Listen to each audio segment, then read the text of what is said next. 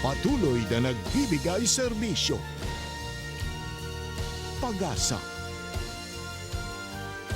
at saya. GMA Regional TV. Kapuso ng bawat Pilipino.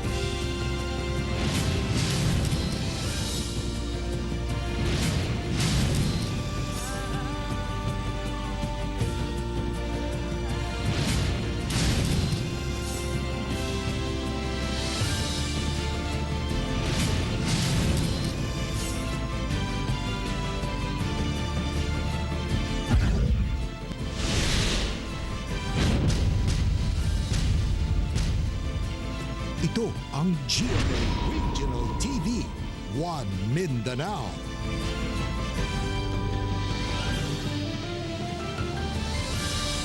Maayong hapon Mindanao, kini ang GMA Regional TV 1 Mindanao. Hatod namo ang pinakadagko ug pinakulahing balita sa Mindanao. Ako si Teco Campo. Sara Hilomen Velasco. Real Soroche, live gikan dinhi sa GMA Davao Complex. Gibaha ang pipila ka lugar sa Cotabato Province tungod sa bagyong Ophel ug hanging habagat. Ani ang report ni Argel Relator. Tungod sa pagbundak sa kusog nga ulan, gilunupan ang mga lungsod sa Mlang, Makilala, Pikit ug Antipas sa Cotabato Province.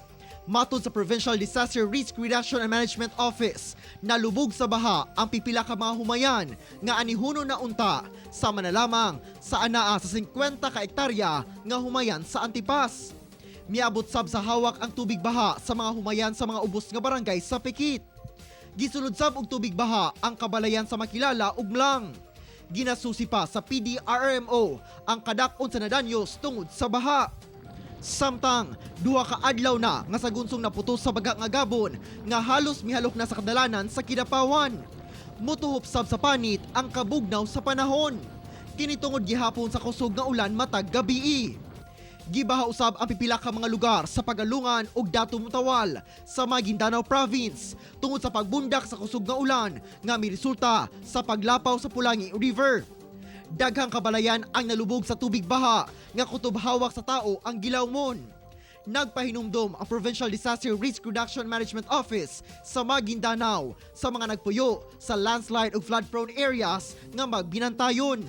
Matud sa Pag-asa, lakip ang Mindanao sa naapektuhan sa hanging habagat ug bagyong Ophel nga ana-ana sa Matnog, Sorsogon ug parayong naglihok padulong sa Southern Luzon. Ako si Argel Relator para sa One Mindanao. Human sa kusog nga ulan kagabi, pipila kadalan sa Davao City ug sa Santa Cruz sa Davao del Sur ang gipang baha. Samtang usa ka barangay sa Lupon, Davao Oriental, giigo ug buhawi. Ani ang detalye. Alas 5 pa lang kagahapon, nakasinati na og pag-ulan ang pipila ka parte sa Davao City. Resulta, gipang baha ang kadalanan sa Dumoy ug Turil area. Hinuon, daling nahubas ang tubig baha. Na mga portion diri sa Davao City nga nakasinati og street floodings. Natay na monitor diri sa may Iwa, Dakubil, banda kini sa may Dumoy. Inig kabuntag, padayon gihapon ang pagdaot sa panahon. Dili man kusog kayo ang ulan.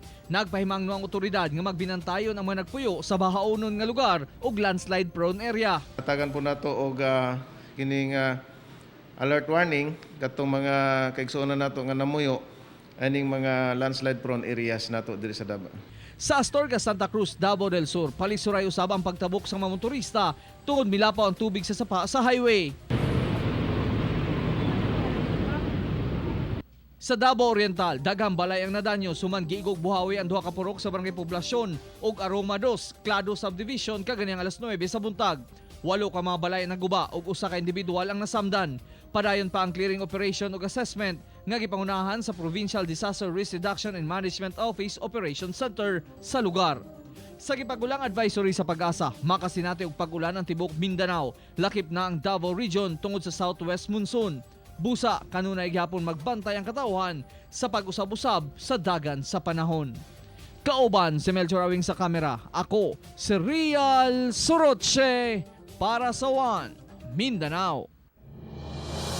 Unong ka treasure hunters ang natabunan human na hugno ang ilang ginakalot nga tunnel sa Marihatag, Surigao del Sur. Si Argil Relator alang sa dugang detalye.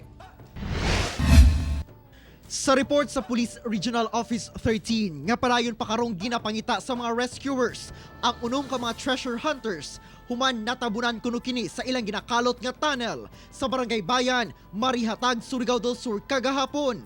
Matud sa kapulisan nga 7 kuno ka mga treasure hunters ang nagkalot sa maong lugar nga miabot na sa 30 feet ang gilawmon sa bangag. Sanglit humok ang yuta, kalit kuno kining nahugmak og natabunan ang unom ka mga tao sa ilalom. Samtang nakalingkawas ang ikapito nila nga kauban. Ang naluwas na ilang si Nonito de los Reyes. Samtang ang unom nga gituuhang natabunan mao sila Eduardo Ubas, Jerome Lucaberte, Menard de Jesus, Jonathan Oxon, Angelito Sikop ug Leo de los Reyes. Gituuhang tungod sa walay puas nga pag-ulan, hinungdan nga mihumok ang yuta dayong landslide. Sa video, makita ang kadako sa landslide kung asa gituuhang natabunan ang mga treasure hunters. Parayon karon ang search and rescue operation alang sa mga biktima. Ako si Argil Relator para sa One Mindanao. Walo ka inmates sa Basilan Provincial Jail nakaiskapo. Usa niini patay humana po silan samtang usasab ka jail guard ang napatay sa mga nakaiskapo. Anang report ni Cyril Chavez. Pasado alas 5 Martes sa hapon, nahitabo ang pag-iskapo sa 8 ka inmates sa Basilan Provincial Jail sa Barangay Sumagdang, Isabela City. Sa inisyal nga investigasyon sa kapulisan, gitiunan sa mga inmate ang trustee aron ablihan ang prisuhan nila gamit ang susi. Miagi pa kuno sa gate sa pasilidad ng mga miiskapong inmate. Sagad sa mga nakaiskapo, dunay kasong murder ug sila si Bato Kusain, Gapal Saripada, Herne Asaw, Nur Hasan Lahaman, Albacer Ahmad, Torotoy Abbas, Mahad Hasan ug Kaliji Hajirol. Atol sa hot pursuit operation, napatay sa mga pulis si Abbas. Kansang lawas nakita pipila ka metro gikan sa pasilidad. Patay sab atol sa hitabo ang usa ka jail guard nga nailang si Asbi Florencio Sali. Anaa sa unom ka jail guard lamang kuno ang naka-duty ni atong tungura. Kinaimbestigahan pa kung nganong dunay pusil sulod sa prisuhan. Nanawagan ng mga otoridad ngadto sa mga residente nga isumbong kanila kung makit-an kining mga nakaiskapo kinsa giingong anaa sa mga kabalayan duol sa provincial jail. Pipila na ka-insidente sa jailbreak ang nahitabo sa mga pasilidad kung asa dunay mga miyembro sa Abu Sayyaf nga nakaiskapo. Ako si Cyril Chavez para sa One Mindanao. Usa ka sundalo ang gipusil patay sa riding in tandem criminal sa General Santos City. Usa ka aktibong miyembro sa Philippine Army ang bag-uhay nga biktima karon sa pagpamusil sa riding in tandem criminal sa Purok 8 Barangay Katangawan sa General Santos City. Ang biktima na ilang si Master Sergeant Ruben Hernais sa 73rd IB sa Philippine Army nga nakadestino sa Sarangani. Sumala pa sa mga nakakita nga samtang sakay sa ang motor ang biktima. Kalit kining gitaparan sa mga sospek nga sakay usab sa motor dayong pusil sa biktima sa makadaghang higayon. Dihang natumba, misulay pa kini pagbangon apan gitiwasan pa sa mga sospek. Gikuha sa mga sospek ang bag sa biktima dayong sibat sa dili pa matinong direksyon. Nagdumili na pagluwat og pamahayag ang mga kaubanan ni Hernais nga miabot sa punerarya. No action ba ang taang kanang napatay og bangon kay urag mudagan sa iyang motor ba. Unya kay nanaog naman tong gunman nga kuan. Iyang gitiwasan mo uton hapla na siya gitiwasan ba yung yag utro. Top 10 most wanted sa Davao Occidental patay human kuno misukol sa otoridad. Ani ang detalye.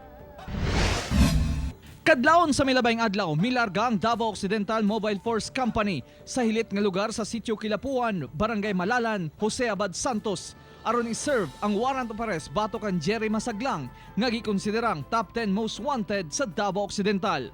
Si Masaglang dunay standing warrant sa kalapasan sa RA 10591 ug RA 9165. Apan pag-abot sa lugar, midumili ang sospek nga muuban sa mga otoridad. Inay mo surrender, gipabutan kuno niini ang operatiba. Rason, mibalo sila ug napatay ang target. Nagkaroon ng armed confrontation. Yun nga, natamaan si Jerry at nung natamaan siya, dinala pa ng tropa natin sa ospital. Nakuha gikan sa gitaguan sa suspect ang Garand rifle, .45 nga pistola ug klase-klaseng bala. Gawa sa duha ka kaso niini, nasayran nga ubay-ubay na day kareklamo sa pagpangilkil ang gihimo kuno sa suspect. Accordingly sa mga statement ng mga local government units natin doon assign, ang sabi nila, isa to siya sa nagko-collect ng extortion money during elections. Ako, si Real Soroche para sa One Mindanao. Duha ka mga suspitsado sa kasong rape arestado sa duha ka joint operation sa Kapulisan ng Kasunduluhan sa Region 13. Unang gidakop si Junray Salimbot, 19 anyos, sa iyang gipuy-an sa Purok 1A, Barangay San Juan, Bayugan City, Agusan del Sur tungod sa kasong sexual assault. Si Salimbot mao'y top 3 most wanted person sa rehiyon tungod sa iyang paglugos sa 7 anyos ka babae niadtong 2018 sa Sibagat, Agusan del Sur. Samtang sa Lianga, Surigao del Sur, arestado usab ang 18 anyos nga rape suspect nga nailang si Brian Claro. Gidakop kini sa ilang balay sa Purok 7, Barangay Payasan, Lianga tungod gihapon sa kasong rape. Walay piyansa ang mga kasong gitubang sa duha ka mga rape suspect kinsa gikustudiya na karon sa kapulisan.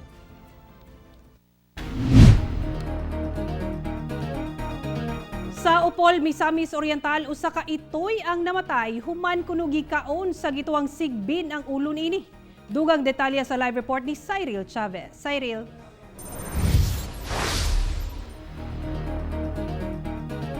Yasaragi kahikurat sa tag-iya sa mong hayop nga adunay mananap nga miatake sa iyang panimalay ug mikaon sa iyahang alagang itoy. Putol ang ulo dihang napalgan pagkabuntag ni Darlene Poro ang iyang alagang itoy sa likod nga bahin sa ilang panimalay sa City Homes Upol, Misamis Oriental. Sumala pa niya nga alas 9 sa milabayng gabii natingala siya nga nabungkag ang iyahang kahoy nga kural ug aduna siya'y nadungog nga kagubkob nga murag naay gakaon. Tungod sa kahadlok, iyahang gisabligan og asin kung asa banda ang kagubkob ug pagkataod-taod sa iyahang pagsilip sa bintana, nakita niya ang usa ka mananap. Niadtong tungura, saba-sab kuno kaayo ang mga iro sa palibot sa dili matino nga rason. Ang nakita gyud akong imahen, iro gyud siya, porma sa iro, inana kamubo. O then ni pula ang kuan dinhi, ni pula ang iyang simod. Then wa na gyud ako gisunod dito kay nahadlok naman ko, kay daan naman ko aware nga murag naay mga kuan, dagan siya pa ingon dito, gigukod siya sa mga iro pa ingon siya dito. Apan sigon sa Misamis Oriental Provincial Veterinary Office nga posibleng iro lamang pod ang mipatay sa alaga ni Darlene og dili sigbin. Dili matud pa imposible alang sa usa ka hayop nga muunay og kaon sa susama niya nga hayop, labi pa kung gibati na kini og tumang kagutom.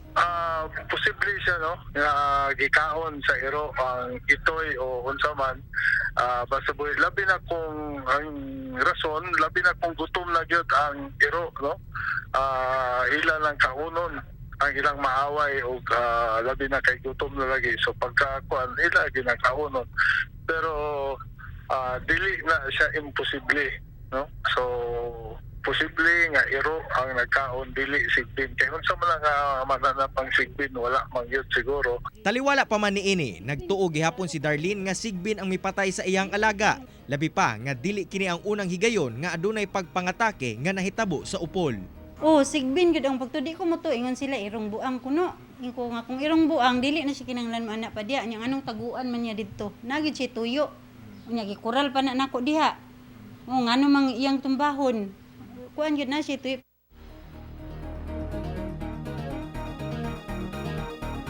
Sara, panawagan karon sa Provincial Veterinary Office ngadto sa mga nagaalaga og binuhing hayop nga bantayan kini o ibutang kaha sa luwas nga butanganan o lugar kini aron na masiguro nga dili na masubli ang susamang insidente. Sara.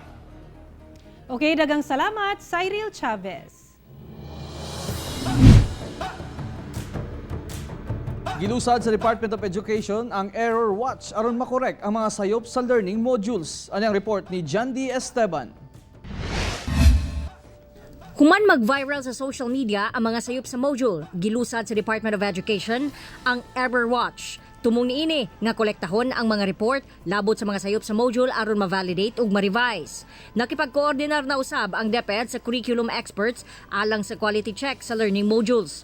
Pwedeng i-report labi na sa mga ginikanan ang makitang sayop sa module pinaagi sa email nga errorwatch@deped.gov.ph o di ba kaha sa pag-text o Viber message sa 0961-6805-334 o pwede pod mag-message sa FB Messenger sa DepEd Error Watch. Nalipay usab ang DepEd Davao Region sa maong inisyatibo sa ahensya aron paspas nga masolusyonan ang problema. Wala pa kuno nadawat nga reklamo ang DepEd Region 11 labot sa mga sayop sa modules. Apan aminado kini nga dunay gyud panahon nga naay makalusot. Apan mas maayo daw nga i-report kini inay i-post sa social media. Tawag na mo ni og kining palingkamot nato kining error watch, no? Okay. Error watch para hinanali maaksyonan dayon. It is better to really inform the department than just post it in social media because that will not actually solve the problem. Ako si John D. S. Esteban para sa One Mindanao.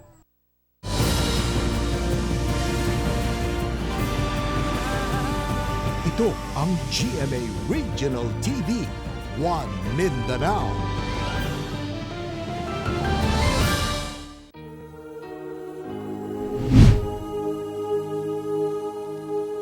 Samal Island, gipangandaman na ang pagdagsa sa mga tao una ang kalakalag. Atong sayron ang detalye sa live report ni John D. Esteban. John D.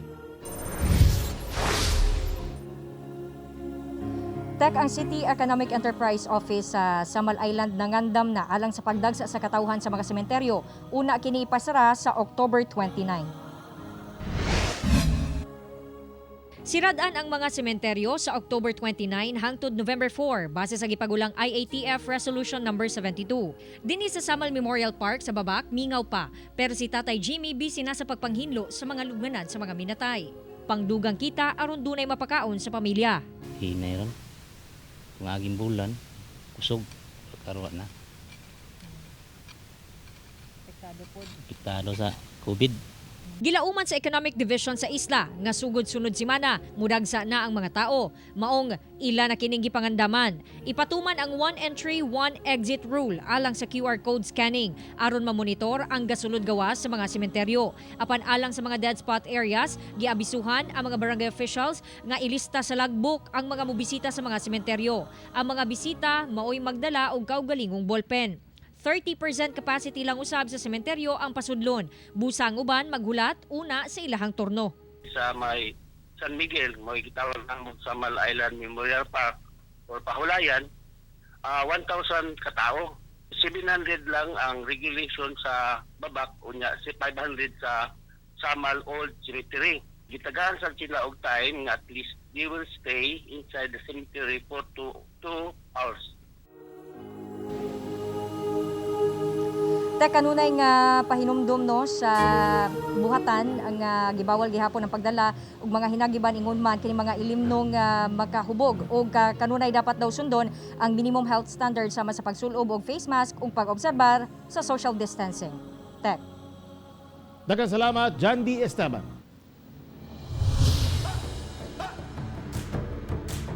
Usa ka gingong NPA nga midagit ug mipatay sa mayor sa Loreto, Agusan del Sur ug anak niini napatay sa otoridad human kuno misukol.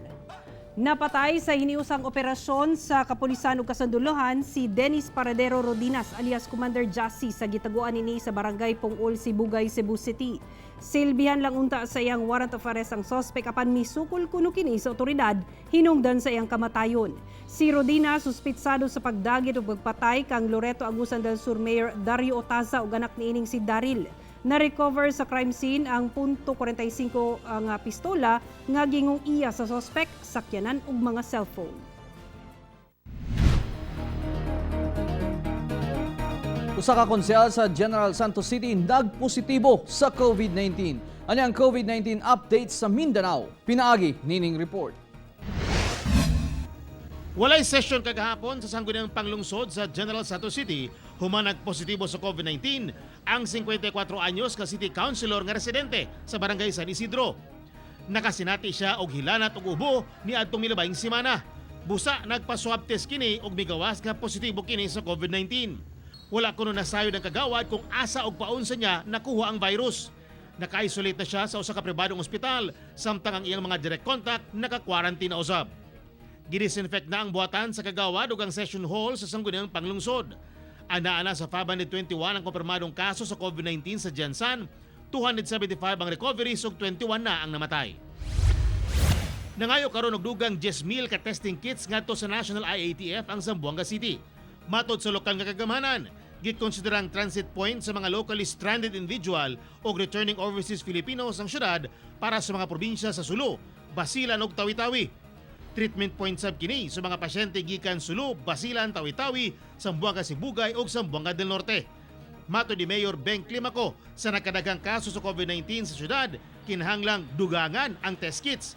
Miabot na sa 2,253 total COVID-19 cases sa Zamboanga City, 1,414 ang naayo ug 99 ang namatay. Sa Butuan City, usa ka 82 anyos nga lolo nga taga Barangay Limaha ang namatay sa COVID-19 samtang 8 ang nadugang sa nagpositibo sa sakit. Misaka na sa 996 ang confirmed COVID-19 cases sa Butuan City, 645 ang nakarecover ug 41 ang namatay. Ako si Teco Campo para sa One Mindanao. Una pa man ipatuman sa Davao City ang mandatory QR code system, doon na mga establishmento nga nagapatuman na sa maong sistema alang sa mas paspas nga contact tracing subay sa COVID-19. Ani report ni Sheila Vergara Rubio. Dayag nga dili usahay malikayan nga makaadto og mall karong panahon na ilabi na kung mag-grocery, mupalit og pagkaon, tambal ug uban pang kinahanglang butang. Kalakip sa health protocol sa mga tindahan sa mall mao ang paglista sa detalye sa customer, ingon man health declaration niini. Busa aron mas mapadali ang proseso, ilabi na kung daghang tindahan ang adtuan sa mall. Gilusad sa usa ka kompanya sa mall sa Davao ang Trace Together nga mao ang pag-scan sa QR code gamit ang smartphone nga magamit sa tanang branches sa maong mall. This is to support yung initiative ng government natin for contact tracing. So all our tenants are enrolled with this Trace Together. So this is very easy and very user friendly for our customers. Kung iOS ang gamit, i-scan lang ang camera sa phone, ang QR code, dayon i-direct kanini sa website asa ma-store ang data og health declaration. Pwede sab kini sa Android phone o sa Viber app. Apan kung walay smartphone, mamahimo gihapong manual ang paglista. Our mall Wi-Fi is also activated for this purpose only. So people that don't have data, they can also access their QR codes. For those naman na wala tayong mga smartphones, our tenants are also equipped with yung manual, no? So they can still do the manual tracing. Ako si Sheila Vergara Rubio para sa One Mindanao. Taliwala pa man sa pandemya sa COVID-19, Cagayan de Oro City LGU padayon ang search alang sa most child-friendly barangay. Dugang detalye sa report ni Cyril Chavez. Gisugdan na karon sa Cagayan de Oro City LGU ang pagpangita sa most child-friendly barangay taliwala pa man sa pandemya karon. Sa mong kompetisyon, dinhi pagatukion ang mga programa ug mga laka nga ginahimo sa matag barangay alang sa kaayuhan ug proteksyon sa kabataan. Aduna kini 8 ka mga kategorya. Una mao ang Early Childhood and Development Service, Barangay Information and Resource Center, Playground Child-Friendly Spaces ug uban pa. 120,000 pesos ang premyo alang sa first place sa Rural Barangay Category, samtang 30,000 pesos alang sa Urban Barangay Category. Last year, Cagayan de Oro mao ang nakadawat sa most child-friendly category all over the country sa highly urbanized cities kita ang nakadawat. Muna nga karon kinahanglan nato nga mo level up kita, no, sa atong mga intervention diha sa atong mga kabataan. Dakong hagit kini karon sa Barangay Pagatpat, ilabi pa nga sila ang napiling most child-friendly sa miaging tuig sa Rural Barangay Category. Usa sa ilang programa karong tuiga, ang Project Amuma, kung asa ilang gitabangan ang kabatan-unan sa pagtungha sa distance learning nga sistema. Wa gid ni undang ang nagputol ang serbisyo sa atong health sector. Kay every week na gyapon tay gipahigayon nga prenatals, then sa atong immunization sa mga bata. Pero atong gisunod gyapon ang health standards sa atong COVID protocol. Nagtinguha ang maong barangay nga sila gihapon ang mapili karong tuiga isip most child-friendly barangay sa Dakbayan. tungod sa ilahang maayong programa alang sa kabataan. Kauban si James Yap sa kamera. Ako, si Cyril Chavez para sa One Mindanao. TESDA nagpahigayon og libreng NC2 courses pinaagi sa community-based training. Ani ang detalye? 20 ka mga kaigsunan natong Muslim gikan sa Barangay Sirawan nga sagad mga out-of-school youth ang libreng naka-avail sa TESDA NC2 electrical course. Usa sa mga naka-avail mao si Jer Abdullah, kinsa mapasalamaton sa nakaangkong oportunidad aron magamit ang makatunan sa iyang panginabuhian. Nagmalipayod mi nga ingunani ang programa nila kay tungod dili na mi makaadto sa gawas nga magkuan pa dito mag-eskwela. Ang TESDA day karon nag-offer og libre sa community-based training. Doon na tayo mga qualification nga welding, electrical, baking and pastry o photovoltaic module.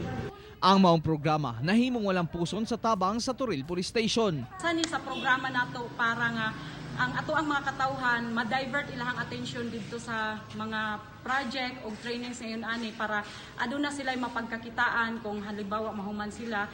Kaya naaman kita sa pandemya, limitado una ang mga partisipante. Hugot usab ang ilang health protocol nga ginapatuman. Atong ginasiguro nga ma-maintain ang health protocols which is naa sila mga face mask, na face shields o nag-maintain sila og distancing nga 1 meter. Ako, si Rial Soroche para sa One Mindanao.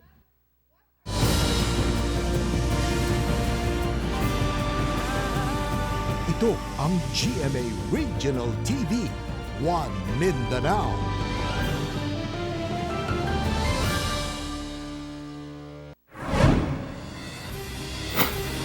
Nasabat sa otoridad ang 6.8 milyon nga kandidat sa Shabu atol sa joint operation sa poblasyon Kapatagan, Lanao del Norte. Sikop sab ang 5 ka mga sospek kinsa nakuan og halos 1 kilong shabu. Ingon man ang ilang mga cellphone. Sumala sa PDEA Region 10, dugay na ilang ginatiktikan ang mga sospek nga manutadong big time pusher. Hangtod nga mikagat na gayod sa ilang bypass operation. Kasong paglapas sa RA 9165 o Comprehensive Dangerous Drugs Act ang tubangon sa 5 ka mga sospek. Sa Claver, Surigao del Norte, gidakop ang usa ka electrical foreman, humana aktuhang nagpahigayon og illegal logging operation sa Purok 7, Barangay Tayaga. Suspect na ilang si Armstrong Mira, 51 anyos. Nakumpiska kaniya ang usa ka set sa circular saw, 13 ka round lugs, ingon man klase-klaseng pinutol nga kahoy nga kapin kun kulang 1,789 board feet ug nagkantidad og 70,000 pesos. Nakakustodiya na karon sa CIDG 13 ang maong sospek samtang giendorso na sa sentro ang nakumpiskang mga kahoy. Sa Claveria, Misamis Oriental, pinangunahan ni Mayor Miraluna Abrugar uban ang mga opisyales sa PNP ug Army. Ingon man mga residente sa duha ka barangay, lakip mga trabahante sa Del Monte, ang rally batok sa rebelding NPA. Ilang gipanawagan ang pagpaundang na sa mga rebelde sa pagpangilkil ug pagpanghasi kanila, labi na ang nahitabong pagsunog sa mga ekipo sa kumpanya. Hinungdan nga nawad-an og trabaho ang daghang mga residente. Hinuon gipasalig sa mayor ug mga opisyal sa gobyerno nga mobuhat kining paagi aron makapadayon ang operasyon sa kumpanya samtang padayong gigukod ang mga NPA. Operasyon sa Peña Plata Wharf sa Samal Island giplanuhang ibalik. Anay report ni John D. Esteban. Buot unta sa mga residente sa Barangay Peña Plata nga mubalik ug operate ang Peña Plata Wharf aron mas duol ug paspas ang pagbiyahe paingon Davao and vice versa. Ang tenderang si Norvin nagatabok sa Davao aron mangumpra og bulad nga iyahang ibaligya sa Samal. Mas dako ang magasto niya kay mamasahe pa siya paingon sa ferryboat terminal sa Babak pa Davao. Dali na kanang makakuan na sa oras, makatipid na sa oras ba sa pagbiyahe. Gipropose ni Councilor GR Valdez sa konseho ang pagbalik operasyon sa Peña Plata Wharf. First ani is we will invite the marina to inspect the structural integrity kung okay pa ba gamiton ang Peña Plata Wharf. Then if okay na, so pwede na siya nga mabutangan og kanito ruta. 15 ka tuig na nga wala maka-operate ang Peña Plata Wharf sa Samal Island. Gumikan wala na mibiyahe nga passenger sea vessel. Gi-require man gud sa mga operators nga i-upgrade ang ilang mga lancha subay sa modernization program sa gobyerno. Una sila maka-renew. Di nila makaya ang gastos, busa wala na mibiyahe. Dili pa nila transport ang products. Kay dili pa man to makapalit og mga 4 wheels sa una. So kuan pa nila diri sa mga porter. Nag-abot dito sa Piña Plata, i-transport na po na sa mga labor dito. So daghan siya ma-generate na matabangan ng mga tao dito sa Samal. Kauban si Mel Colmenares sa kamera. Ako si John D. Esteban para sa One Mindanao. Temporaryong gipasradaan ang Panabo Flyover ngadto sa mga motorista. Sukad Martes hangtod ugma October 15, sirado ang Panabo City Flyover tungod sa pag-repair niini. Sumala sa Department of Public Works and Highways nga butangan pagbalik og asfalto among flyover. Kay nung duman nga niadto bulan sa Hulyo kini gibuksan ngadto sa mga motorista. Hinon sumala sa DPWH nga ang maong pagtrabaho napailalom pa sa warranty. Put pasabot ang kontraktor ang gasto niini ug walay gasto ang gobyerno.